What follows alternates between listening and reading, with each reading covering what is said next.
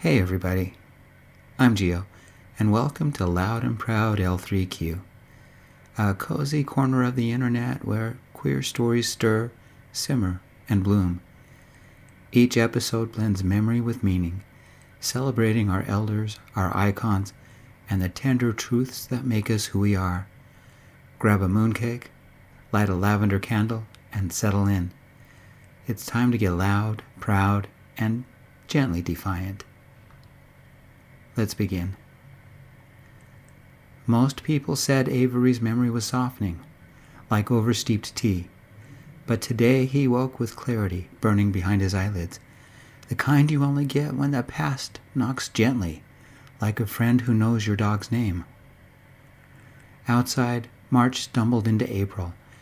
The air was cool and linty, tinged with petrichor and distant cherry blossoms, just starting to believe again. Wind nudged the wind chimes into a sporadic hush, hush, hush, as if gossiping about forgotten lovers.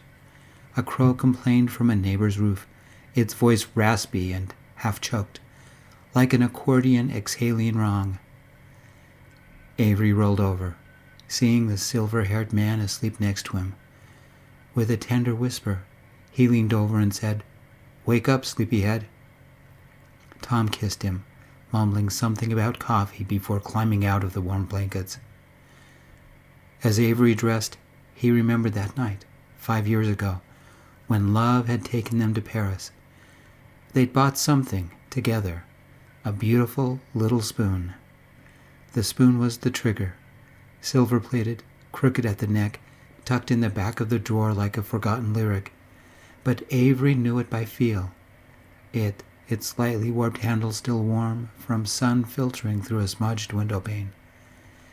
It had stirred more than oolong, whispers at midnight, stolen coffee on the pier, a kiss in a thunderstorm, lavender-scented candle wax, dripped onto a college textbook. He hadn't spoken at Pride in over a decade, not since the stroke made consonants curl and crumble. But now, his hand found the spoon like it remembered how to steady itself. "Betsy," he called to the African violet he'd rescued last week, its flowers brimming with life. "You're going to watch me rehearse?" "After breakfast," Tom yelled in from the kitchen. So he did, speaking in fragments at first. Love, storm, remember, then longer phrases, coaxed by the rhythm of stirring. The act released aroma into the air, dried mint leaves in water, lavender balm from an old tin, dust warmed by the morning light. It wasn't just a spoon. It was a wand, a microphone, a breadcrumb trail to his fiercest self. By the time their grandkid Milo arrived, arms full of posters, rainbow flags, and mooncakes, Avery had a rhythm. "I want to speak at the intergenerational panel about the old codes, about lavender." His voice was slow but firm, like a spoon carving soft earth. "Lavender like resistance?" Milo asked. "No, lavender, like my first date with Tom, like secrecy that bloomed into parades, like healing." At the Pride Festival, Avery wore his vintage vest, corduroy that still held the scent of cedar and pride pins. When he took the stage, the spoon was in his hand, not hidden. A gust of wind brushed the mic, catching the edge of his consonants. But he spoke, every word a reclamation, every word a declaration of the love he felt and would always feel for Tom.